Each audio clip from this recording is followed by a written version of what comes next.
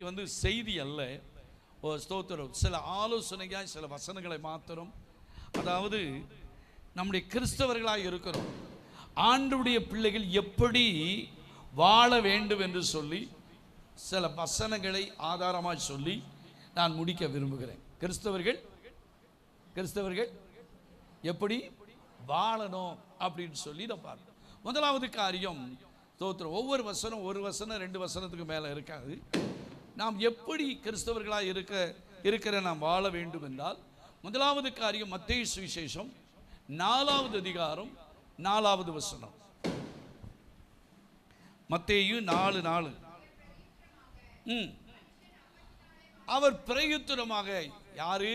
இயேசு பிரயுத்தரமாக, மனுஷன் அப்பத்தினாலே மாத்திரம் அல்ல, தேவனுடைய வாயிலிருந்து புறப்படுகிற ஒவ்வொரு வார்த்தையினாலும் பிழைப்பான் என்று எழுதியிருக்கிறதே என்றார். அல்லேலூயா. முதலாவது காரியம், மனிதன் அப்பத்தினால மாத்திரமல்ல, தேவனுடைய வாயிலிருந்து புறப்படுகிற ஒவ்வொரு வார்த்தையினாலும் என்ன செய்வான்? பிழைப்பான். அப்போ முதலாவது காரியம், கிறிஸ்தவர்களாக இருக்கிற நமக்குள்ளே காணப்பட வேண்டிய காரியம் என்னன்னு சொன்னா, கர்த்தர் கிறிஸ்து தேவனுடைய வார்த்தையின்படி நாம் வாழ வேண்டும். அல்லேலூயா. நம்முடைய இஷ்டம் போல வாழுகிறது அல்ல, தேவனுடைய வார்த்தையின்படி நாம் வாழ்வோமானால் பிழைப்போம். அதான் நாம் இங்கே வாசிக்கிறோம்.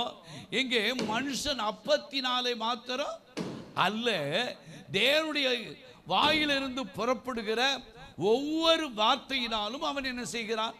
பிழைப்பான் என்று எழுதப்பட்டு இருக்கிறது. இன்றைக்கி கர்த்தருக்கு ஸ்தோத்திரம். நான் அந்த உலகத்தில் நல்லா சாப்பிடுதேன், நான் அப்படி பலசாலி, நான் ஸ்தோத்திரம், நான் டைட்டாக என் உடம்பு வச்சுருந்தேன், இப்போ டைட்டாக நான் ஆகாரம் உட்கொள்கிறேன் என்னலாம். இன்றைக்கி எப்படிலாம் இந்த உலகத்தில் மனிதன் மரித்து போகிறான். ஆனால் அதனாலே அல்ல, ஆண்டுடைய வாயிலிருந்து புறப்படுகிற ஒவ்வொரு வார்த்தையினாலையும் நாம் என்ன செய்கிறோம்? ஒவ்வொரு நாளும் பிழைத்து கொண்டு இருக்கிறோம். அல்லேலூயா. அப்போ மனிதன் எப்படி வாழ வேண்டும்? ஆண்டவருடைய வார்த்தையின்படி என்ன செய்யணும்? வாழ வேண்டும். ஏன்னா ஆண்டவருடைய வசனம் ஜீவன் உள்ளது. ஆகையாலே கர்த்தருக்கு அது நமக்கு ஒரு மன்னாவை போல ஆகாரமாக இருக்கிறது. அதை நாம் புசித்து அதன்படி நம்ம வாழ்வதற்கு நம்மளை என்ன செய்யணும்? அர்ப்பணிக்கணும். முதல் காரியம். 2வது காரியம், கிறிஸ்தவர்களாக இருக்கிற நம்முடைய வாழ்க்கையிலே நாம் எப்படி வாழ வேண்டும் என்று சொன்னால், ரோமர் 1வது அதிகாரம் 17வது வசனத்தை வாசிப்போம். ரோமர் 1:17. விசுவாசத்தினாலே நீதிமான். அப்ப நம்ம பிழைக்கணும்னா, வாழ வேண்டுமானா, அங்க முதல்ல பார்த்தோம், மனுஷன் அப்பத்தினால மாத்திரமல்ல, தேவனுடைய வாயிலிருந்து புறப்படுகிற ஒவ்வொரு வார்த்தையினாலும் என்ன செய்கிறான்? அப்ப பிழைக்கிறதுக்கு வழி என்ன? ஆண்டவருடைய வசனம் நம்மளை பிழைக்க வைக்கிறது. 2வது இது நம்மளை பிழைக்க வைக்கிறது எது? விசுவாசத்தினாலே நீதிமான் பிழைப்பான். 2வது, நாம் விசுவாசத்தினாலேயே நாம் பிழைக்கிறவர்களாக இருக்கணும். அல்லேலூயா. ஸ்தோத்திரம்.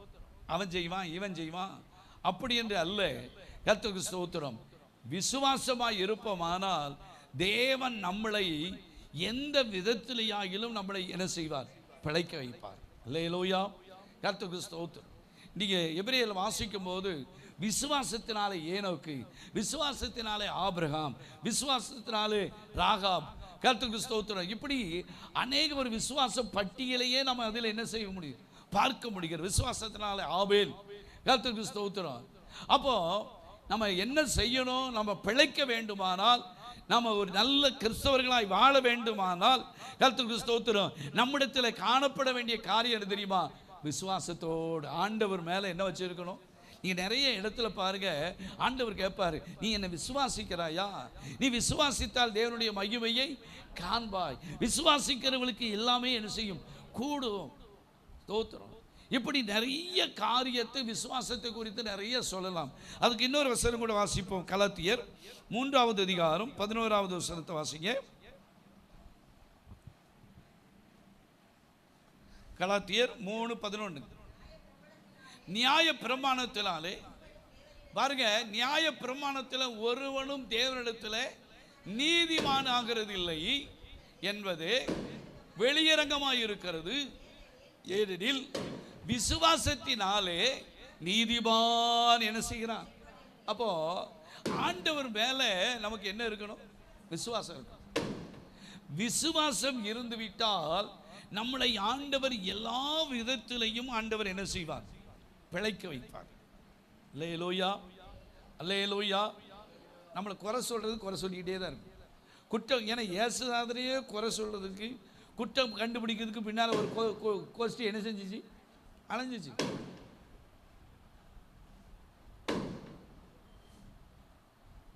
ஒரு இடத்துல ஏற்கனவே சொன்னது தான் ஸ்தோத்திரம். ஒரு இடத்துல ஒரு ஊழியர், அப்போ அந்த ஊழியக்காரருடைய குடும்பத்தை பார்ப்பதற்கு பாஸ்டருடைய மனைவி, நடந்த சம்பவம், உடம்புக்கு சரியில்லை, பார்ப்பதற்காக ஒரு சபையில் உள்ள விசுவாசி என்ன செஞ்சிச்சு? போய் பாஸ்டர் மனைவி காய்ச்சல், உடம்பு செல்லாம் படுத்திருக்காங்க, பார்க்க போகணும்னு சொல்லிட்டு இந்த சகோதரி பார்க்க போகும்போது சும்மா போவா அப்படின்னு ஒரு ஆர்டிஸ்டை வாங்கிட்டு பார்க்க போச்சு.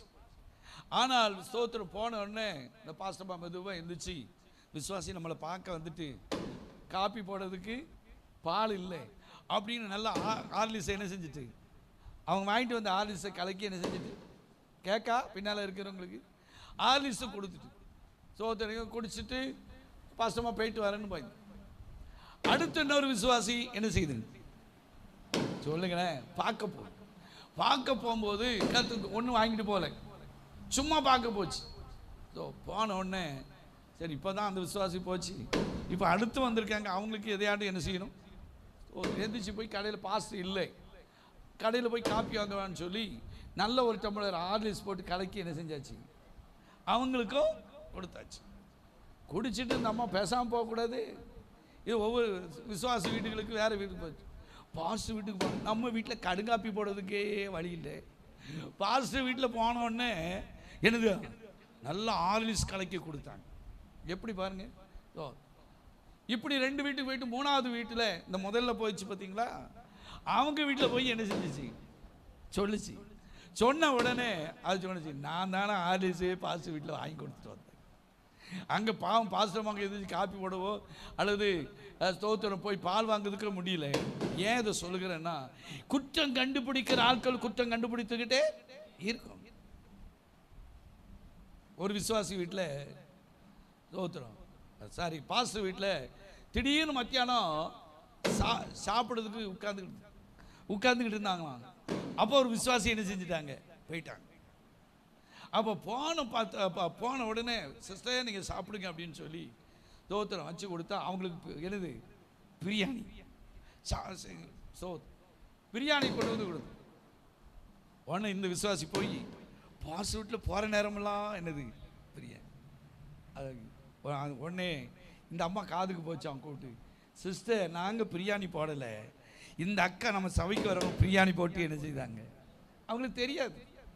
இப்படிதான் ஏத சொன்னா, விசுவாசத்தினாலே நீதிமான் என்ன செய்வான்? பிழைப்பான். அல்லேலூயா, ஸ்தோத்திரம். கடந்த நாட்கள் ஒரு ஊழியக்காரர் கூட்டத்துக்கு போயிருந்தோம், மானூர் பக்கத்தில். ஸ்தோத்திரம். அப்போ பிரியாணி சாப்பிட்டு கொஞ்சம் ரொம்ப நாள் ஆச்சு.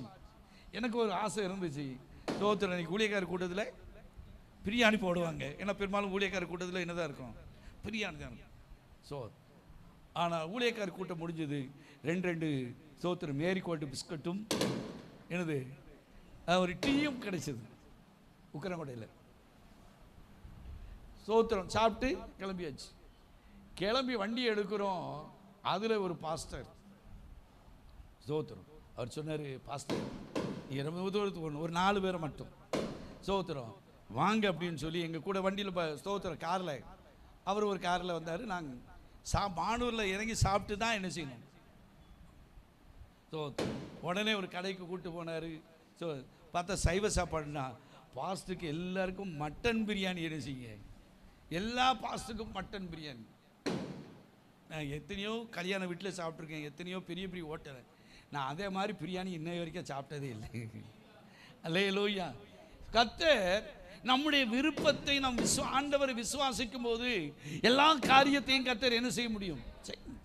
விசுவாசத்தினாலே நீதிமான் என்ன செய்வான்? சிலர் பாஸ்டுக்குன்னா கிடைக்கும், நமக்கெல்லாம் எங்க கிடைக்கும்? இங்க போட்டிருக்கு விசுவாசத்தினாலே நீதிமான்.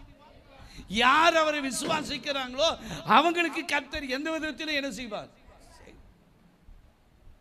அப்போ கிறிஸ்தவர்கள் எப்படி வாழ வேண்டும்? முதலாவது எப்படி வாழ வேண்டும்? தேவனுடைய வார்த்தையின்படி வாழ வேண்டும், பிழைக்கணும். இரண்டாவது விசுவாசத்தோடு வாழணும். எபிரேயர் 10:38 வாசிங்க. எபிரேயர் 10வது அதிகாரம் 38வது வசனம்.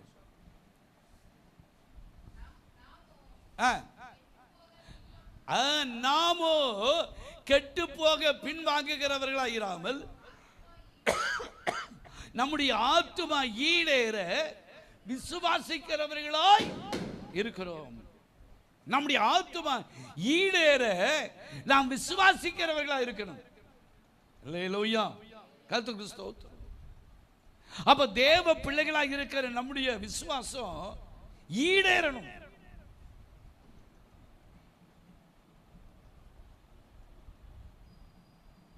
நம்ம ஸ்தோத்திரம். அப்ப நம்ம எப்படி வாழ வேண்டும்? விசுவாசத்தோடு நம்ம என்ன செய்யணும்? வாழ. சரி, மூணாவது காரியம் நாம் எப்படி வாழ வேண்டும் கிறிஸ்தவர்களாக இருக்கிற நாம்? ரோமர் 12வது அதிகாரம். நான் சொன்ன இது பிரசங்கம் அல்ல, இது ஒரு அட்வைஸ், ஒரு ஆலோசனையாய் சொல்லப்படுகிற வார்த்தை. 12:18 வாசிங்க. ரோமர் 12:18. கூடுமானால், நல்ல கவனிய, கூடுமானால் உங்களால் ஆன மட்டும் எல்லா மனுஷரோடும். அப்போ ஒரு விசுவாசி தேவனுடைய பிள்ளைகள் எப்படி இருக்கணும்னா, கூடுமானால் உங்களால் எல்லா மட்டும் எல்லா மனுஷரோடு என்ன செய்யணும்? சமாதானம் இருக்குமா? நமக்கு வேண்டியவங்கிட்ட நல்லா பேசுவோம், நம்மகிட்ட வேண்டாதவங்களை அப்படி கண்ட காணாம என்ன செஞ்சிருவோம்? சொல்லுங்களேன், போயிடுவோம். நம்ம ஆவியில் நிரம்பி ஜெபிக்க நம்ம என்ன ஆவி தான் பெற்றிருக்கோமோ தெரியல. ஸ்தோத்திரம். நமக்குள்ள இருக்கிற கசப்பான ஆவி அல்ல, நமக்குள்ள ஆவி சமாதானத்தின் ஆவி. அல்லேலூயா. உங்களால கூடுமானால் உங்களால மட்டும், உங்களால் ஆன மட்டும். சிலத்தை நம்ம போய் ஸ்தோத்திரம் அப்படின்னு சொல்லி நம்ம போட்டாலும் சரிதான், அது சரியா வராது. சிலது அப்படின்னு என்ன செய்யும்? வெட்டிட்டு போகும், போறது போயிட்டு போகுது. அல்லேலூயா, ஸ்தோத்திரம். நேற்று கேட்ட பார்த்தீங்களா? பின்மாற்றக்காரர்களோடு நம்ம ஐக்கியம் இருக்கக்கூடாது, சபைக்கு வராதவனோடு ஐக்கியம் வைக்கக்கூடாது. ஸ்தோத்திரம். அப்போ எல்லாரோடும், எல்லா மனுஷரோடும் எப்படி இருக்கணும்? சமம். நமக்கு அப்போ தேவ பிள்ளைகளாக இருக்க நமக்குள்ள சமாதானத்தை குறித்து நிறைய வேத வசனத்தை சொல்லப்பட்டு இருக்கிறது. ஆனால் சபைக்கு வருகிற ஒருவர் கூட கூட இந்த அக்கா அந்த அக்காவோடு தான் ரொம்ப ஐக்கியமா இருப்பாங்க, இந்த அண்ணனோட இவங்க ஐக்கியமா இருப்பாங்க. அப்படி என்ன இருக்கக்கூடாது. சோத்திரம். பேசாதவங்ககிட்டையும் என்ன செய்யணும்? சொல்லுங்களேன், பேசணும். நமக்கு அப்படிப்பட்ட ஆவியை கர்த்தர் நமக்கு தந்திருக்கிறார். அல்லேலூயா. அப்போ ஸ்தோத்திர ஆலோசனை என்ன? கிறிஸ்தவர்களுக்குள்ள இருக்க வேண்டிய காரியம் என்ன? எனக்கு ரொம்ப ஆர்சியில் ரொம்ப பிடிச்ச காரியம், ஆராதனை முடிச்சு நம்ம ஸ்தோத்திரம் அப்படிமோ, வேணுங்கிற ஆள்கிட்ட மட்டும் ஸ்தோத்திரம் போடுவோம், வேணாத ஆள்கிட்ட பேசாமல் தலையை திருப்பிட்டு போயிடும். சிலர் பைபிள் இருந்துன்னா பைபிளை இப்படி வச்சு இப்படிக்கே என்ன செஞ்சிருது இல்லையோ, பேருது. இதெல்லாம் குணங்கள் மாறணும். அப்படி நம்ம இருக்கக்கூடாது. இந்த ஆர்சியில் பார்த்தீங்கன்னா ஸ்தோத்திரம் ஆராதனை முடிஞ்ச உடனே உங்களுக்கு சமாதானம், உங்களுக்கு சமாதானம், உங்களுக்கு சமாதானம். அது ரொம்ப பிடிச்சமான காரியம். சாலோம், சமாதானம்.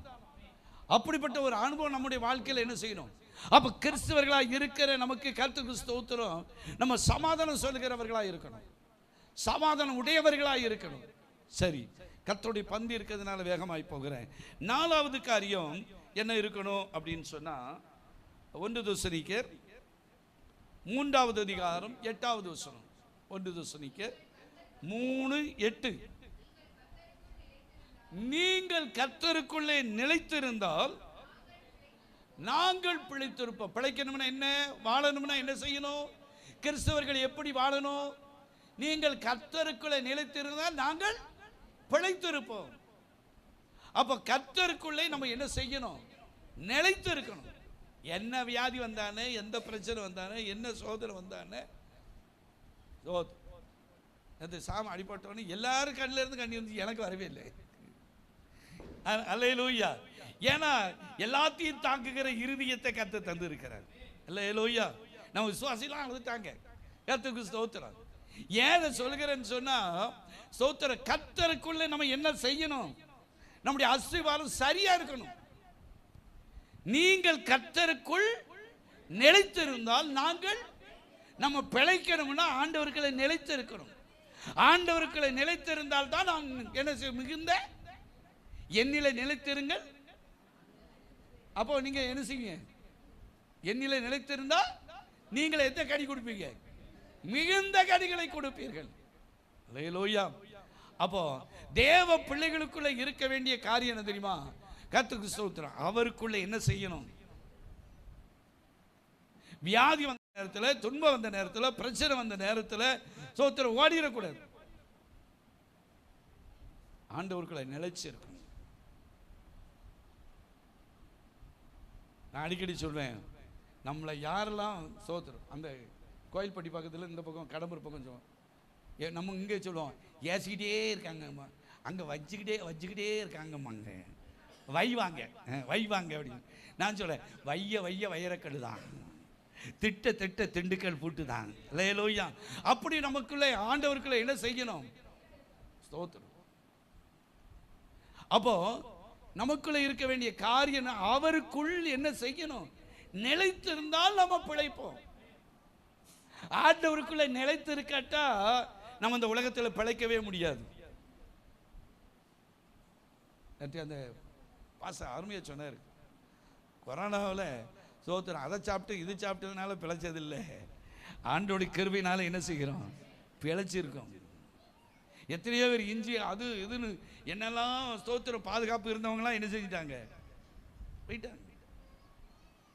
அப்போ நிலைத்து இருந்தால் நாம் பிழைப்போம். 4 காரியம். முதலாவது ஆண்டவருடைய வார்த்தையினாலே பிழைக்கிறோம். 2வது விசுவாசத்தினாலே நாம் பிழைக்கிறோம். 3வது சமாதானத்தோடு இருந்தால் நாம் பிழைப்போம். 4வது காரியம் கர்த்தருக்குள்ளே நிலைத்து இருக்கணும். நிலைத்திருந்தால் நாம் இந்த உலகத்திலே பிழைப்போம். அல்லேலூயா. கர்த்தருக்கு ஸ்தோத்திரம். என்னிலே நிலைத்திருங்கள் ஆண்டவர் சொல்றாரு. கர்த்தருக்கு ஸ்தோத்திரம். யோவானிலே வாசிக்கும் போது வாசிக்கும். சரி, அதெல்லாம் தெரிந்த வசனம். 4வது காரியம், 5வது காரியம் 5 தானே? ஸ்தோத்திரம். 5 அப்போஸ்தலர் நடபடிகள் 23வது அதிகாரம் 1வது வசனம். அப்போஸ்தலனாகிய பவுல் ஆலோசனை சங்கத்தாரை பார்த்து சொல்றாரு பாருங்க. பவுல் ஆலோசனை சங்கத்தாரை உற்று பார்த்து, சகோதரரே, இந்த நாள் வரைக்கும் எல்லா விஷயங்களிலும் நான் நல்மன சாட்சியோடு தேவனுக்கு முன்பாக நடந்து வந்தேன் என்று சொன்னேன். அப்போ இங்க அவர் சொல்றாரு, அங்கே ஆலோசனை சங்கத்தாரை பார்த்து உற்று பார்த்து சொல்றாரு, சகோதரே, இதால் வரைக்கும் எல்லா விஷயங்களிலும் நான் எப்படி இருக்கிறேன்? நல்மன சாட்சி உடையவனாக தேவனுக்கு முன்பாக என்ன செய்த. அப்போ தேவனுக்கு முன்பாக நல்மன சாட்சி உடையவர்களாக இருக்கணும். இல்லையா? கள்ளம், கபடு, சூது, வஞ்சகம், பொறாமை, ஸ்தோத்திரம், மற்றவங்க மேலே ஸ்தோத்திரம், காய்மரமாக பார்க்கறது, எண்ணுகிறது, இதோடு கூட நாம் வாழவே இது அல்ல கிறிஸ்தவ ஜீவியம். நம்முடைய ஸ்தோத்திரம் எல்லா விஷயங்களிலும் அவர் சொல்றாரு, சகோதரி, இந்நாள் வரைக்கும் நான் உங்கள்கிட்ட கள்ள கபடி இல்லை, எல்லா விஷயங்களிலும் நான் நல்மன சாட்சியோடு தேவனுக்கு முன்பாக நான் என்ன செய்தேன்? நடந்து வந்தேன் என்று அவன் சொன்னதை நாம் பார்க்கிறோம். அப்போ தேவ பிள்ளைகளாக இருக்கிற நம்ம நல்மனதோடு கூட நம்ம இந்த உலகத்தில் நம்ம என்ன செய்ய, நல்மன சாட்சி கூட கொஞ்சம் கூட மனசாட்சி இல்லாமல் வாழ்றீங்கன்னு நம்மளை பார்த்து சொல்லிடக்கூடாது. அல்லேலூயா. நல்மன சாட்சி உடையவர்களாக இருக்க வேண்டும். அப்படிப்பட்ட ஜீவியம் நமக்கு தேவையாக இருக்கிறது. இன்னும் ஒரு 3 காரியத்தை நான் வேகமாக சொல்லி நான் முடிக்கிறேன். 3 நாளோ கற்றுக்கு சொல். இப்போ ஆறாவது காரியம் நம்ம எப்படி இருக்கணும் கிறிஸ்தவர்கள் என்று சொன்னால், எபிரேயர் 12வது அதிகாரம் 9வது வசனம். அன்றியும்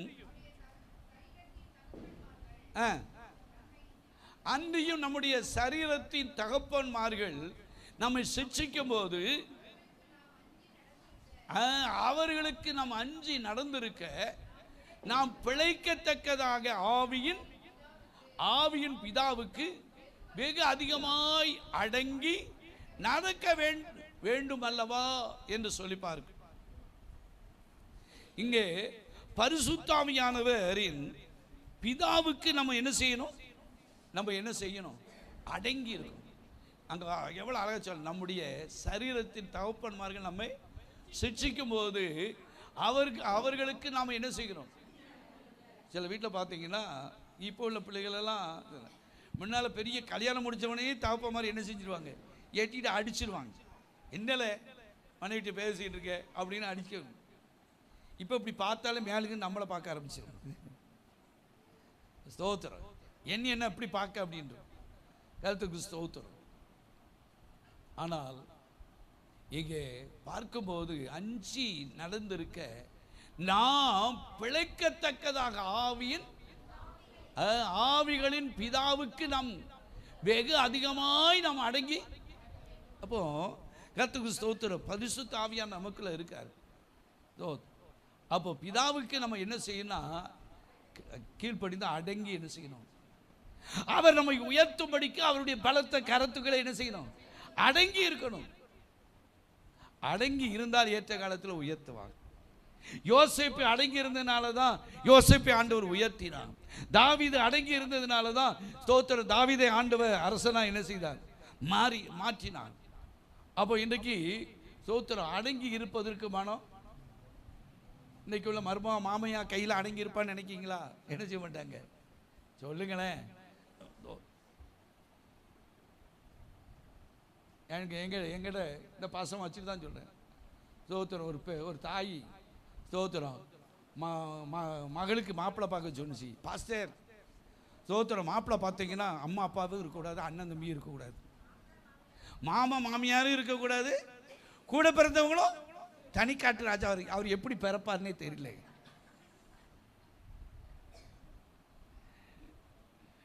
கர்த்தருக்கு ஸ்தோத்திரம். இப்படியே சொன்னிச்சு. 2 வத்திக்கிட்டு தான் சொன்னிச்சு. யாரும் இருக்கக்கூடாது. அப்போ நான் சொல்ல பேப்பரில் ஏதாவது விளம்பரம் தான் கொடுக்கணும் அப்படின்னு. இப்படிலாம் இருக்கிறவங்களை பார்க்கிறோம். அப்போ தேவ பிள்ளைகளாக இருக்கிற நம்ம கர்த்தருக்கு ஸ்தோத்திரம், நம்ம ஆண்டவர் சமூகத்தில் அடங்கி இருந்தோமானால் நிச்சயமாய் கிறிஸ்தவர்களாக இருக்கிற நம்ம அடங்கி தான் இருக்கணும். ஏற்ற நேரத்தில் நம்மளை ஆண்டவர் உயர்த்துவார். அல்லேலூயா, அல்லேலூயா. கர்த்தருக்கு ஸ்தோத்திரம். அடுத்து வாசிப்போம். 7வது காரியம். நேரம் இல்லாதனால நான் வசனத்தை மட்டும் சொல்லிட்டு போகிறேன். எப்படி நம்ம கிறிஸ்தவர்களாய் வாழ வேண்டும்? 1 பேதுரு 4வது அதிகாரம் 2வது வசனம்.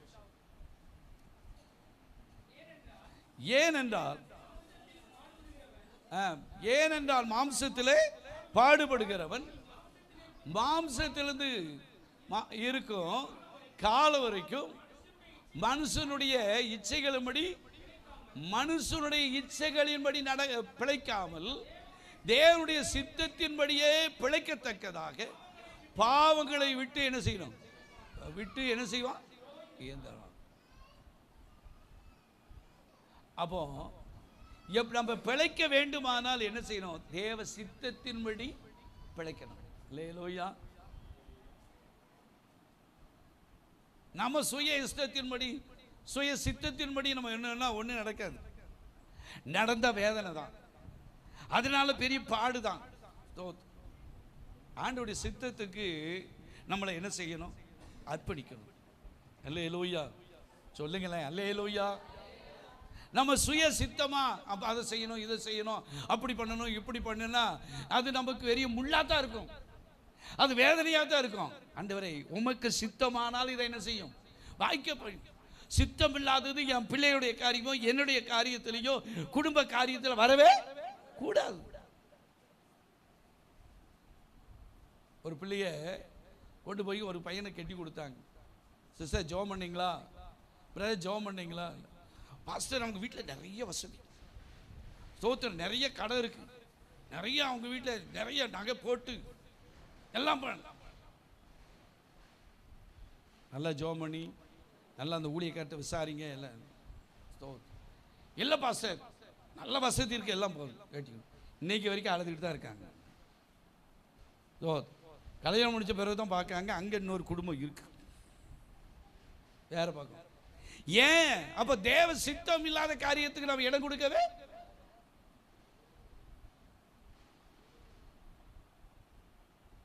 கொஞ்ச நாளைக்கு முன்னால நம்ம வேண்டிய ஒரு சகோதரர் சொன்னாரு, பாஸ்டர் இப்படி ஒரு ஆள் பொண்ணு பார்க்க ஒரு கிலோ நகை போடுறதுக்கு ரெடியா இருக்காங்க, சரி மாப்பிள்ளை பாருங்கன்ட்டாங்க. நானும் பார்த்தேன், பார்த்துட்டு ஸ்தோத்திரம், மாப்பிள்ளைங்க எனக்கு தெரியாது, ஸ்தோத்திரம். இன்னொருவர் சொன்னார் சரின்னு சொல்லிட்டு நேரம் நான் சொன்னேன், பிரதர் பாஸ்டர் ஊழியமும் செய்கிறாரு, இங்கே வந்த ஊழியக்காரர் தான், ஸ்தோத்திரம், 1 கிலோ அவர் நகை வச்சிருக்காரு. நான் சொன்னேன் எனக்கு ஆளை பற்றி என்ன செய்யாது, எந்த தெரியாது என்ன. இவங்களை பற்றி சொல்லும்போது அவங்க எக்கச்சக்க ரியல் எஸ்டேட் பண்ணுறாங்க, நிறைய இடம் அவங்களுக்கு நிறைய இருக்குது, நிறைய வசதி இருக்குது, நிறைய விதவிதமான கார் இருக்குது, அப்படி இருக்குது இப்படி இருக்குது.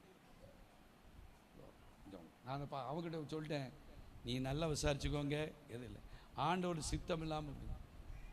அவர் அங்கே மெட்ராஸில் இருந்தால் நேராக இங்கே வந்து இங்கே ஒரு ஆளுக்கு ஃபோன் பண்ணி விசாரிக்கணும்னு பார்த்தா பெண்கள் கேஸில் நிறைய கேஸில் மாட்டி அவன் உள்ளே இருக்கான். துட்டை கொடுத்துட்டு வெளியே. அவர் தான் எனக்கு ஆலோசனை அங்கேருந்து சொன்னார், பாஸ்டர் பொண்ணு போல காரியத்தில் தலையிடாதங்க, நிறைய இப்போ நம்பவே முடியல, ரொம்ப ஸ்தோத்திரம் பயங்கரமான சம்பவம்லாம் நடக்குது, மாட்டிடுறோம். ஏன் இதை சொல்லுகிறேன்னா தேவ சித்தத்துக்கு நம்ம என்ன செய்யணும், கர்த்தருக்கு சித்தமானது அவருடைய கையினால. நான் சொல்றேன் கர்த்தருக்கு ஸ்தோத்திரம், அவன் ஒரு பிச்சைக்காரனா இருந்தாலும் சரி தான் நம்ம பிள்ளைகளை வச்சு காப்பாற்றுவாங்க. அல்லேலூயா. தேவ சித்தமானா வேலை இல்லாதவனுக்கு கூட ஆண்டவர் வேலை வாய்ப்புகளை தந்து தேவ சித்தமானால் அவனை உயர்த்தி வைத்து கர்த்தர் அழகு பார்க்க முடியும். நம்ம திராசுக்கு தகுந்த மாதிரி பார்க்கணும். ஸ்தோத்திரம்.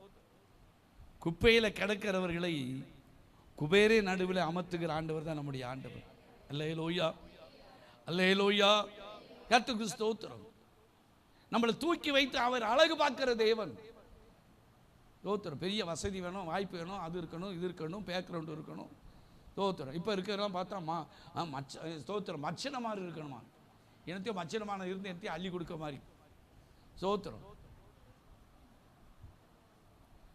தேவ பிள்ளைகளாக இருக்கிற நாம் தேவ சித்தத்துக்கு நம்ம என்ன செய்யணும், நம்ம பிழைக்க வேண்டுமானால் தேவ சித்தத்தின்படி என்ன செய்யணும் பாருங்க. அங்க என்ன போட்டிருக்கு, தேவனுடைய சித்தத்தின்படியே பிழைக்கத்தக்கதாக பாவங்களை விட்டு ஓய்ந்திருப்பான், அது விட்டு ஓயணும். ஸ்தோத்திரம். அப்போ கிறிஸ்தவர்கள் செய்ய வேண்டிய காரியம் என்ன, தேவ சித்தத்தின்படி நம்ம என்ன செய்யணும். பொண்ணு பார்க்க போறீங்களா, மாப்பிள்ளை பார்க்க போறீங்களா, ஜோம் பண்ணிட்டு ஆண்டவரே உமக்கு சித்தமான அந்த காரியத்தை, பாக்கி இல்லைன்னா என்ன செய்யக்கூடாது, வேண்டாண்டவரே. பணம் இருந்தாலும் வசதி இருந்தாலும் என்ன இருந்தாலும், கர்த்தருக்கு வேலை இருந்தாலும் சரி, வேலை இல்லாமல் போனாலும் சரி, சித்தம் இருந்தால் இதை வாய்க்க செய்யணும் சொல்லி ஜோம் பண்ணுங்க. கர்த்தருக்கு சித்தமானதை கர்த்தர் வாய்க்க பண்ணுவார். அல்லேலூயா. கர்த்தருக்கு ஸ்தோத்திரம்.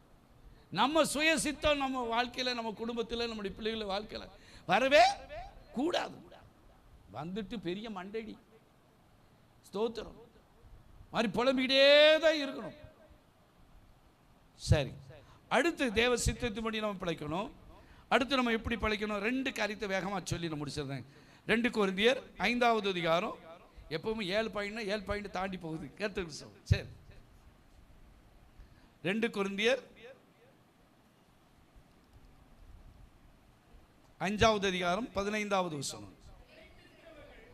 பிழைத்து இருக்கிற, அடுத்து நம்ம பிழைக்கன்னா என்ன செய்யணும், வாழன்னா என்ன செய்யணும், பிழைத்து இருக்கிறவர்கள் இனி தங்களுக்கென்று பிழைத்து, நம்ம பிழைக்கிறது எதுக்காக, தங்களுக்கென்று தான் பிழைக்கும். பிழைத்திருக்கிறது இனி தங்களுக்கென்று பிழைத்திராமல் தங்களுக்காக மரித்து எழுந்தவருக்கென்று நாம் பிழைத்திருக்கும்படி அவர் எல்லாருக்காக மரித்தார் என்று நிதானிக்கிறோம். அப்ப பிழைத்திருக்கிறவர்கள் இனி தங்களுக்கென்று பிழைத்திராமல் தங்களுக்காக மரித்து எழுந்தவருமாய் இருக்க, அது யாரு? நம்முடைய இயேசு. அப்போ நம்ம எப்படி வாழணும்னா தேவனுக்காக வாழணும். அல்லேலூயா. சொல்லுவாங்க, என் பிள்ளைக்காக தான் நான் உயிரே வச்சிருக்கேன், என் புருஷனுக்காக தான் உயிரை வச்சிருக்கேன், ஸ்தோத்திரம், என் குடும்பத்துக்காக தான், என் தாய் தகப்பனுக்காக தான் நான் உயிரை வச்சிருக்கேன். இல்லை, நாம் பிழைத்திருக்கிறது எதுக்காக? தேவனுக்காக நாம் பிழைத்திருக்கணும். அல்லேலூயா. அப்போ கிறிஸ்துவ ஜீவியமானது நமக்காக பிழைக்க அல்ல, தேவனுக்காக நாம் பிழைப்போமானால், தேவனுக்காக வாழ்வோமானால் நம்மளை பிழைக்கும்படி கர்த்தர் நம்ம வைத்திருப்பார். அல்லேலூயா, அல்லேலூயா. கிறிஸ்து நான் அடிக்கடி சொல்கிற காரியம், நமக்கு இன்னது தேவை என்று நம்முடைய பரமபிதா அறிந்திருக்கிறார். அப்போ பிழைத்தால் யாருக்காக பிழைக்கணும்? கிறிஸ்துவுக்காக, ஆண்டவருக்காக. நம்ம என்ன செய்யணும்? பிள்ளைக்காக நான் பிழைச்சிருக்கேன் அப்படின்னு சொன்ன பிள்ளை எடுத்துடுவார். புருஷனுக்காக நான் பிழைச்சிருக்கேன்னா புருஷனை தூக்கிடுவார், மனைவிக்காக எடுத்துடுவார். அப்படி அல்ல, தேவனுக்காக நான் வாழணும். அல்லேலூயா. என் கடைசி உயிர் போக மட்டும் என் ஆண்டவருக்காக வாழணுங்கிற அப்படிப்பட்ட எண்ணம் நமக்குள்ள என்ன செய்யணும்? வச்சு ஆயுசு நாட்களை நமக்கு கூட்டி தந்துக்கிட்டே இருப்பார். அல்லேலூயா. உங்களுக்காக வாழாமல் நமக்காக நான் வாழவே கூடாது. மத்தேயு 6வது அதிகாரம் 33வது வசனம். ஒரு காரியத்தை சொல்லி நான் முடிக்கிறேன். 6:33 தெரிஞ்ச வசனம். முதலாவது என்ன செய்யணும்? முதலாவது குடும்பத்தை அல்ல, முதலாவது தேவனுடைய ராஜ்யத்தையும் அவருடைய நீதியும் தேடுங்கள், அப்பொழுது இவை எல்லாம் உங்களுக்கு என்னது? எவைகள் எல்லாம்? ஆகாரம், நல்ல வஸ்திரம், அதுக்கு மேல அப்படித்தான் போட்டிருக்கு, உணவு, உடுக்க, உடை, எல்லாத்தையும் ஆண்டவர் நமக்கு என்ன செய்வாரு? தருவாரு. அப்ப நமக்காய் வாழ வேண்டியதில்லை, தேவனுக்காக நம்ம என்ன செய்யணும்? வாழணும். அல்லேலூயா. தேவனுக்காக வாழ நம்ம அர்ப்பணிச்சிட்டோம்னா நம்ம காரியத்தில் அவர் பார்த்துக்கிடுவார். அல்லேலூயா. சரி, கடைசியாக ஒரே ஒரு காரியத்தை சொல்லி முடிக்கிறேன். தீத்தின் புஸ்தகம் 2வது அதிகாரம் 12வது வசனம். தீத்து 2:12-13. அவரோட கூட இல்லம்மா, அது இல்லை, அது இல்லை. நாம் அவபக்தியையும் 2:12 நாம் அவபக்தியையும் லௌகீக இச்சைகளையும் வெறுத்து தெளிந்த புத்தியும் நீதியும் தேவ பக்தியும் உள்ளவர்களாகி இவ்வுலகத்தில் ஜீவனம் பண்ணி, அப்போ ஜீவனம் பண்ணினா பிழைச்சி, நாம் பிழைத்து இருக்கிற ஆனந்த பாக்கியத்திற்கும் மகாதேவனும் நமது இரட்சகருமாய் இருக்கிற இயேசு கிறிஸ்துடைய மகிமையின் பிரசன்னமாகுதலை எதிர்பார்த்து கொண்டிருக்கும்படி நமக்கு போதிக்கிறது. அப்போ என்ன, எப்படி வாழனா? தெளிந்த புத்தி உள்ளவர்களாய், நீதி உள்ளவர்களாய், தேவ பக்தி உள்ளவர்களாய் நாம் என்ன செய்யணும்? வாழுவதற்கு நம்ம அர்ப்பணிக்கணும். அல்லேலூயா. ஸ்தோத்திரம். இன்னைக்கு ஸ்தோத்திரம், புத்தி இருக்குன்னா புத்தியில என்ன இல்லை? புத்தி மட்டையா தான் இருக்கு. அப்படி இருந்துக்கூடாது. என்ன புத்தி இருக்கணும்? தெளிந்த புத்தி. வெளுத்ததெல்லாம் பால் நம்ம நினைச்சிடக்கூடாது. கர்த்தருக்கு ஸ்தோத்திரம். அப்போ இன்னைக்கு தெளிந்த புத்தி உள்ளவர்களாய் நம் தெளிந்த புத்தியும் நீதியும் தேவ பக்தியோடு கூட நம்ம என்ன செய்யணும்? ஜீவனம் பண்ணி வாழ. அப்படிப்பட்டவர்களாய் இருப்போமானால் 9 காரியம் சொல்லியிருக்கிறேன். அப்படிப்பட்டவர்களாய் வாழோமானால் நான் உண்மையான யாரு? கிறிஸ்தவர்கள். அல்லேலூயா. வேதத்துக்கு போய் அவனுக்கு கொஞ்சம் கூட புத்தி இல்லையே, அப்படி நம்மளை பற்றி சொல்லணும். ஏன்னா நம்முடைய சாலமோன் ஆண்டவரிடத்தில் என்ன கேட்டான்? ஞானத்தை கேட்டான். நம்ம ஆண்டவரிடத்தில் ஸ்தோத்திரம். புத்தி இல்லாதவங்க கூட ஆண்டவருக்குள்ள வரும்போது என்னத்தை கொடுக்காரு? நல்ல புத்தியை தர்றாரு, தெளிந்த புத்தியை தருகிறார், நீதியை தருகிறார். ஸ்தோத்திரம். தேவ பக்தியை என்ன செய்கிறார்? நமக்கு தருகிறதே. இந்த 9 காரியங்களும் நம்முடைய வாழ்க்கையில் இருக்குமானால் நான் உண்மையாக கிறிஸ்தவர்களாய் வாழ்வதற்காக கர்த்தர் நம்ம வைத்திருக்கிறார். அல்லேலூயா. அப்படிப்பட்ட காரியத்தை கர்த்தர் செய்ய நம்ம ஜெபம். இப்போ இந்த சிஸ்டருக்காக இவங்க அருமையான சகோதரி வீட்டு பக்கத்தில் இப்போ புதுசாக நார்வேல் பக்கத்துலேருந்து வந்திருக்கிறாங்க. கடந்த நாட்கள் அந்த சகோதரிக்காக ஜெபித்தோம். அப்படியே கணவர் எப்படியாடு வரணும், ஆண்டவரை பற்றி தெரியும். ஆனால் தண்ணி உங்களுக்கு எத்தனை பிள்ளை? 2 பிள்ளை.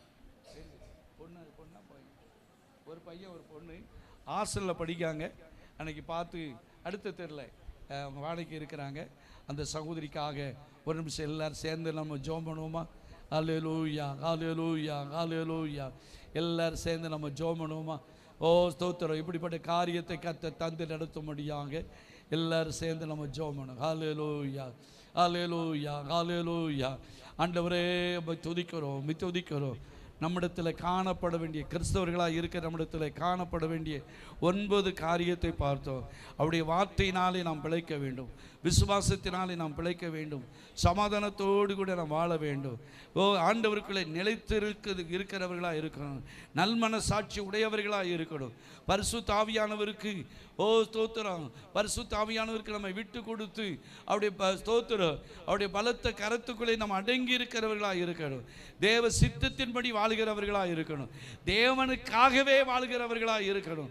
ஓ ஸ்தோத்திரம். தெளிந்த புத்தியும் நீதியும் தேவ பக்தி உள்ளவர்களாய் நாம் வாழ வேண்டும் என்று சொல்லி 9 காரியத்தை ஒரு ஆலோசனையாய் கர்த்தர் நமக்கு தந்தபடினால எல்லாரும் வாயில திறந்து கர்த்தரை ஸ்தோத்திரிப்பவன். ஸ்தோத்திரம், ஸ்தோத்திரம், ஸ்தோத்திரம், ஸ்தோத்திரம், ஸ்தோத்திரம், ஸ்தோத்திரம். இந்த 2 நாட்களும் ஆகார பொறுப்பை எடுத்து செய்கிற அந்த பிள்ளைகளுக்கு ஏற்ற பிரதிபலனை கர்த்தர் தரும்படியாய் கர்த்தரை ஸ்தோத்திரிப்பவன்.